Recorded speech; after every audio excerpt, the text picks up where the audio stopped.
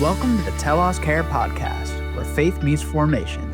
Thanks for joining us today as we have conversations around biblical counseling and how to bring hope and healing to a hurting world. I want to talk to you a little bit today about restoration and healing, because part of going through trauma in life and part of going through a struggle with addiction or any type of abuse or even incarceration, I mean, we all come from different backgrounds in a group like this, but part of what must happen is that there must be a restoration and a healing take place. God's design for your life and my life is not to be broken, tore apart, messed up, screwed up for the rest of our lives. There is a promise of restoration, there is hope and healing, and this is true whether you're a believer or whether you're not. You can be here and be as agnostic as you would like to be. These principles work universally. I believe that completely. I am convinced of that. And so what I do in this particular class is we'll talk from a faith foundation, but you'll see shortly how I'll bring some clinical science to it. And so part of this is education. And why is that important? Because it helps us to be aware, it helps us to process, it helps us to think. And that is one of the keys, if maybe not the essential key, to getting set free from the things that hold you back, that make you feel like you're in bondage. And so my desire is to set the captives free. That truly is what I'm all about. Does that make sense? Okay. All right, guys. So I'm going to give you a verse. I'm going to start with a verse. If you have a Bible, turn with me because this is worth looking at. I'm going to take you to Galatians, the book of Galatians, chapter 6, verses 1 and 2. And I believe that this is a foundational verse for our understanding of a principle, or one of the great key principles in restoration and healing. So Galatians chapter 6, verse 1, if you're there, say amen. Great. Verse 1, the Apostle Paul writing this epistle, this letter, he says, if a man is overtaken in any trespass. Some translations say if a man is overtaken in a fault. If a man falls, if a man is broken, if a man gets in trouble, you who are spiritual, restore such a one. How do we do it? In the spirit of gentleness, considering yourself, lest you also be tempted, bear one another's burdens, and so fulfill the law of Christ. The principle pretty straightforward, right? If a brother gets in trouble, if he falls, if he gets hurt, if he relapses, if he train wrecks his life, you who are spiritual, restore this brother. I mean, it's the call and it's the desire of the heart of God. It's the mission of the church to restore those who are fallen, not to point fingers, not to accuse, not to blame, not to just, tell them how, screwed up they have been with their life and have made all these bad choices. And yes, that may be true, but the admonition, the commission, the commandment is to restore that brother in the spirit of meekness, gentleness, kindness, and love. So there's no judgment in this verse, right? The word restore is an interesting word here. It's a Greek word that has the idea of literally like resetting a bone, like you would restore a bone. It literally has a medical connotation to it when you look it up. What does that mean? Well, if I break my leg, and God help me, I don't want to break my leg today, but if I were to break my leg, I'd probably need some help, right? To restore it. I mean, somebody would have to reset that bone and then we cast it. And I like to think I'm relatively tough, but I don't know if I could actually reset my bone by myself. That may be a bridge too far for this guy, okay? It would hurt. And so, yeah, so what happens? Somebody resets that bone, they cast it, and you start healing, you start restoring, but it doesn't end there, right? Over time, that cast has got to come off and it still hurts. And then what happens? Physical therapy. I got to start working that leg out, right? That doesn't feel good. And over time, if the damage is not too severe, I can get back to the mobility that I had before, and in some cases, even better. And so, in that process, I need some help. I might need some therapy, might even need a Tylenol, right? But I can get back to a place where I was before. And if all things go well and I really give myself to the treatment and the process, I can even be better than before. And that's the idea of restoration. And that's the idea of what can transform in your life and take place in your life. So the mission, this place, is just about resetting that bone. It's just about helping you get reset, and then you got to do the work, and the great component of this program is it allows you to pause. This is your cast, and you're allowed to heal and get stronger here. But then to get better, you're going to have to do the work. And if you put the work in this program, you will get out of it what you put into it. I promise you. Is it perfect? Far from it. But if you put the work in, you will get better. You will get stronger. Does that make sense? You see the analogy?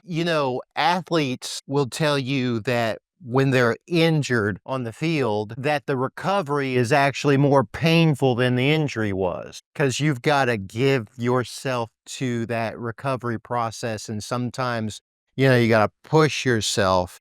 You got to lean into that recovery.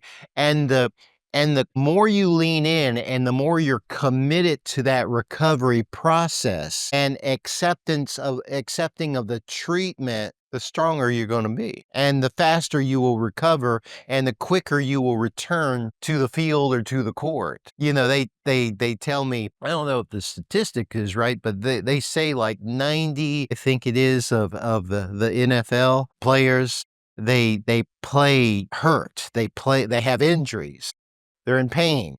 They got things wrapped up and they're on meds and all kinds of things. And what we've found in life is, if life is painful, you got to play hurt sometimes, right? You got to play hurt. You can't just give up and not address it. Or I guess you could, but that's not the quality of life that any of us want. You're designed to want to do better. It's just innate within human nature. We're designed. That's why we don't live in caves anymore, right? We want to build, and we want to do, and we want to go places and do things, and we want to accomplish things. It's like in your DNA. And so there's nothing more tragic, in my opinion, than to see a man who has just given up on that, given up on the dream, given up on ambition, given up on wanting to achieve and be more. I'm of the opinion that you come into this life with this sense of, I'm here for some purpose. There is some meaning to life. And to give up on that is the greatest of all losses. So I would ask you the question, who are you? Why are you here? What is it that you have yet to do in this life? Because your life is valuable. It has a purpose. It is of significance. I mean, think about this. Your DNA is such that it separates you from everybody on this planet. 7 billion plus people. And guess what? We can identify you by your fingerprints, by your eye retina, by your DNA, because you are that unique. There has never, ever been anybody like you. And there will never, ever be anybody else like you. You are that unique in creation. And so what does that mean? That means that I'm not an accident. That means you're not a mistake. That means you do have a purpose. So sometimes we get broken and we need to be reset. So this idea of restore, the actual word, the English word restore, means to bring back to a former state, to return to a former position, to heal, to cure, renew, reestablish after interruption, to return something lost or stolen or taken to the owner. I like that idea of to renew or to reestablish after interruption. Addiction, incarceration, homelessness, it's just an interruption. And restoration is about being restored despite that interruption and back to the original state. And the promise is that you can even return to a better state, a stronger state. If you get injured and you go to a doctor and they say, here's what the treatment plan is going to look like for you, you will experience the results based upon the work that you put into it, whether it's physical therapy, whether it's regaining whatever you've lost. If someone has a stroke, for example, sometimes they lose speech, sometimes they lose nerve feeling, things like that.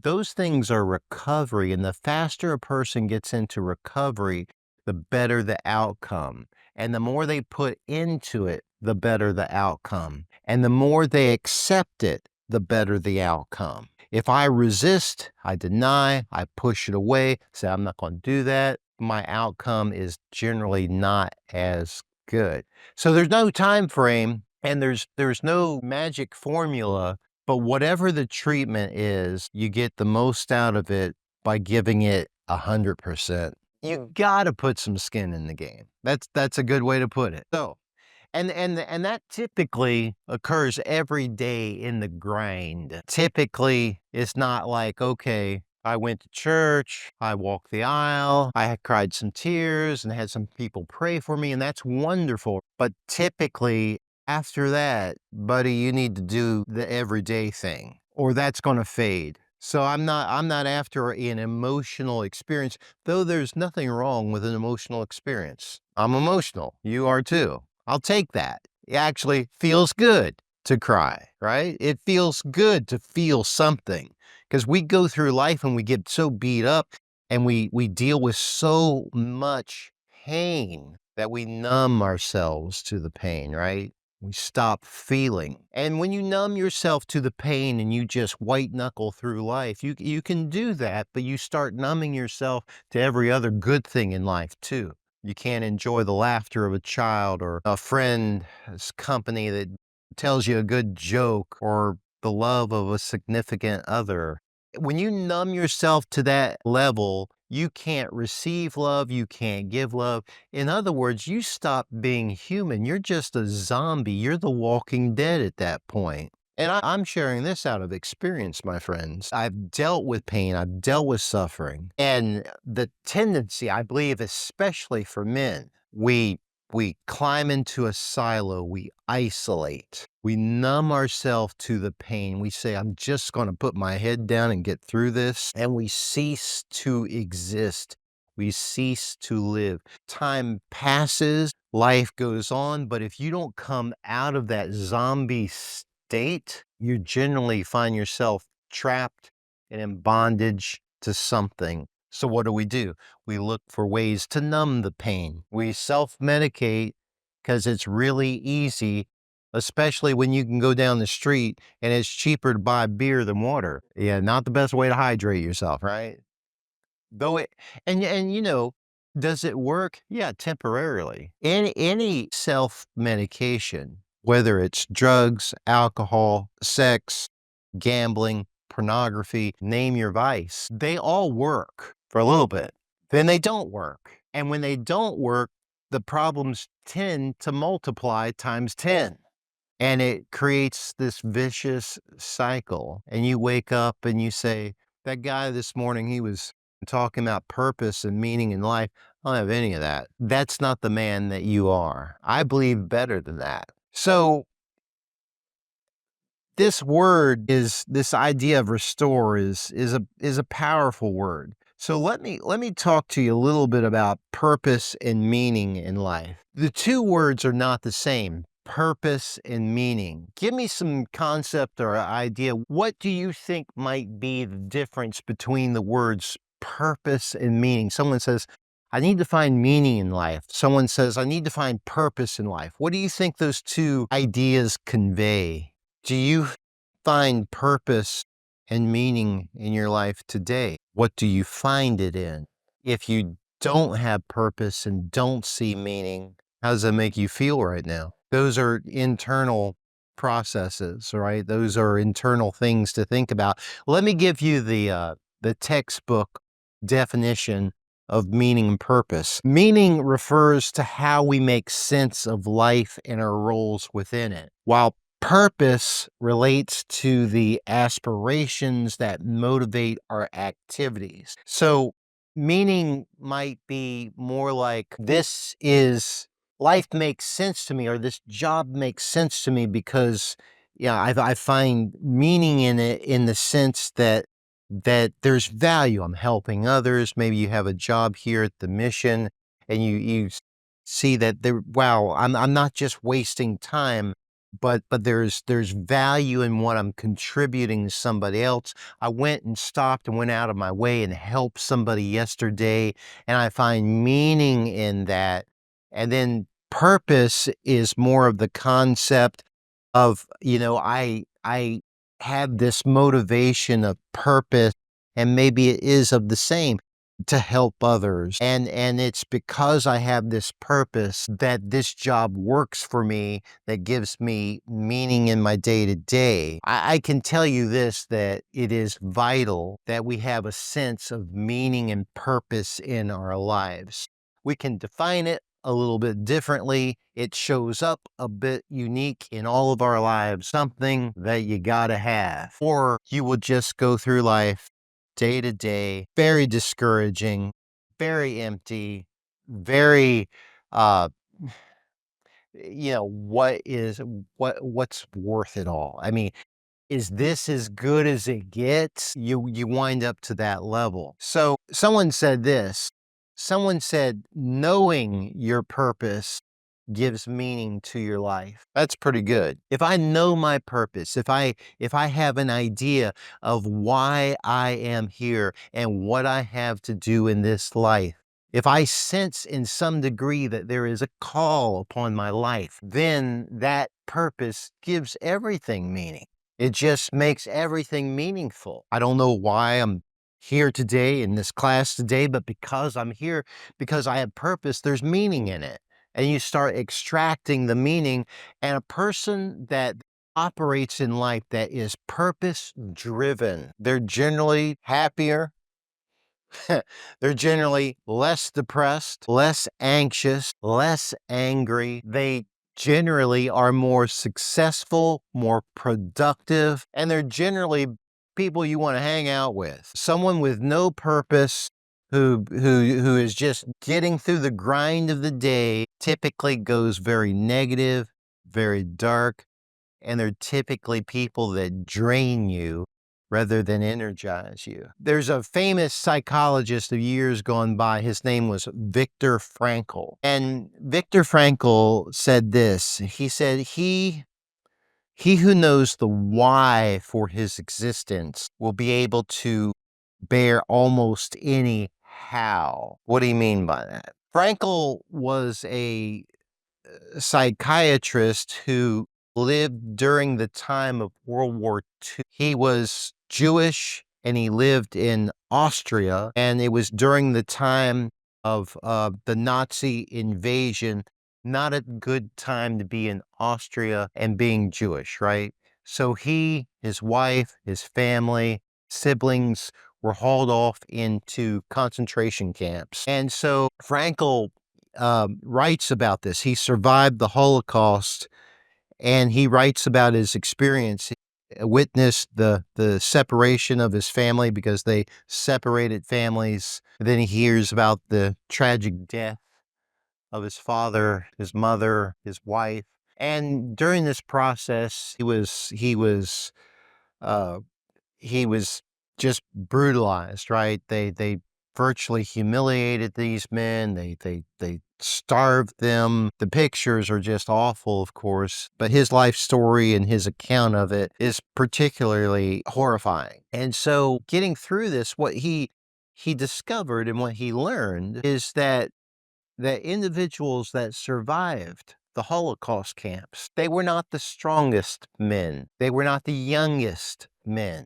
They were not the most intelligent that would survive. He would think he's a medical doctor, he's a psychiatrist. He's looking at this through the lens of science and he's saying to himself, well, what's the secret of surviving this atrocity? What's the secret of surviving such great suffering? And he realized that it had nothing to do with their DNA, their genetics, their strength, their youth, their whatever. It all boiled down to whether or not a person, a man in this case, had a sense of purpose and meaning. And he said those were the men that survived the Holocaust, the men that had a sense of purpose and meaning in their life. It was the guy that went to his bunk every night and pulls out the picture of his family and hides it away so it doesn't get taken from him. But he says to himself, I'm getting out for them. It's that sense of purpose and meaning that helps us survive. So he said, and rightfully so, he who knows the why, the purpose for his existence will be able to bear almost any how. It's not that I know the reason, but if I have a sense of purpose and meaning in this, I can deal with the how. I can deal with the pain. I can deal with the difficulties. I can deal with the injustice if I know my purpose and my meaning. And I would say that to you. You can get through almost anything if you have a sense of purpose and meaning. Yes, sir. Yeah, absolutely. That's a great verse because without a vision, without purpose, without meaning, without seeing an end, we perish. And what does that look like? Many times it looks like we just give up, don't care. That's also a way of escaping, right? I don't care. I just don't give a rip about that. That has no importance, no value to me. And that I don't care attitude may get you through a day, but it doesn't get you through life. And it doesn't allow you to show up in life as a man of value and integrity and influence to any degree. Because that's really what I've got today. I've got a choice of how will I show up today? Will I engage life? Will I move beyond all of the difficulties that I've gone through, all of the injustice? How will I show up today? So you have a choice on that. That's on you. Show up as a man of purpose, a man with that finds meaning in what he's called to do in this life. So according to psychology, here's the clinical side of this. There are three components of finding meaning in life. One would be to find your purpose, the thing that it is that you makes you unique. It's having a future oriented goal, which gives you direction, and then purpose and coherence go together. And that's the whole idea of meaning because I'm doing this. I find meaning in it. And then it leads to significance, that there is a significant reason for me being here. There is a purpose, there is a meaning, and my life is with significance. It's not without significance. I mean, there's probably men in this room today that you have been told when you were that big, you're a mistake, you're not going to make it, you're not worth anything, you're a loser. All of those types of negative putting down, just horrific things that a child could be told. Many times those become seeds in your mind. Seeds grow up into something too, right? The trees out here, they were all at one time little acorn, little seed. And the seeds that get planted in your mind when you are so big, they grow up into trees. And sometimes those trees can be very unproductive. And you may look at the world that I'm not good. I don't have a purpose. I am a mistake. Everything that my parents or my siblings told told me about myself, I believed I'm stupid, I'm less than, I'm not good enough. And so you believe it and you show up in life like that. And so you don't take the job. You won't even take a compliment. You don't think you're good enough for this or that. And we sabotage things and we gravitate to a culture or a crowd where it's easy to fit in because there's not much expected. And I would say that's not fitting in, that's selling out because you're better than that. You're more than that. You say, I just don't believe in myself. Some days I just feel like garbage. God created you. You are fearfully and wonderfully made. You're not garbage. I'm speaking to men of value, men of significance, men of purpose. Yeah, I believe that. And when you start believing that, it changes everything. It changes the way you show up in life. The Bible tells us in Ephesians 2:10 that we are God's workmanship. It's the idea of God's masterpiece. It also is a word that indicates the word workmanship or masterpiece. It has the idea of poetry. You're like God's work of art. You're like this perfect poem that God has written. And words are beautiful. Sometimes we just gloss over certain words in the Bible, but I think they're worthy of consideration. That verse, that simple verse in Ephesians 2:10, it tells me that God has designed my life. He has written my life.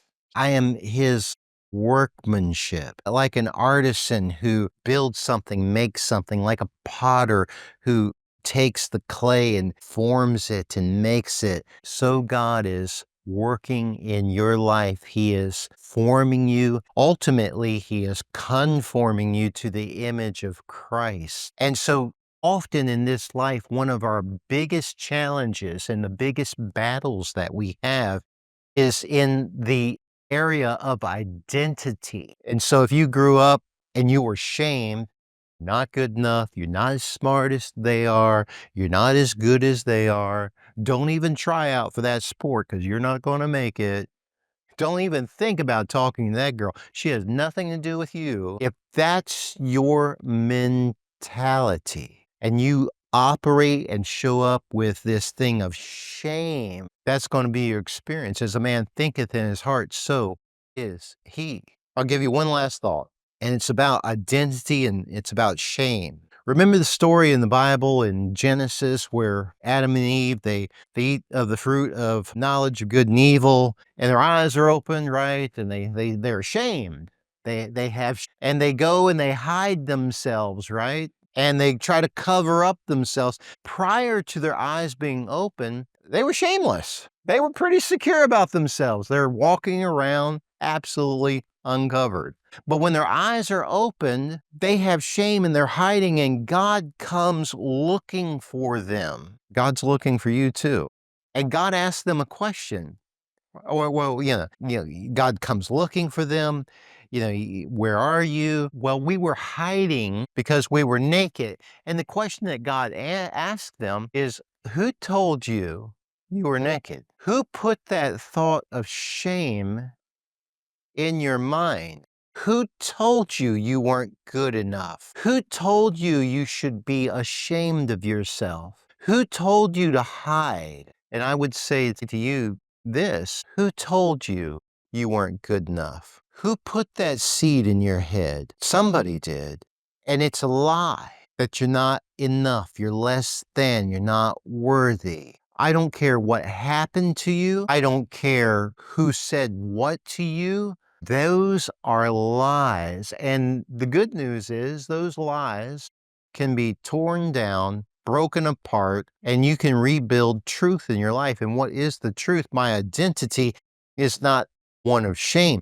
Who am I? I am a deeply beloved Son of God. That's my identity. You say, well, you do not have any idea what I've done, where I've been, what I've been through, what has happened to me. Your past is not your identity. What you have done is not your identity. If you've come to Christ, if you know him, your identity identity is that of a deeply beloved child of God. That's who you are, not what you've done.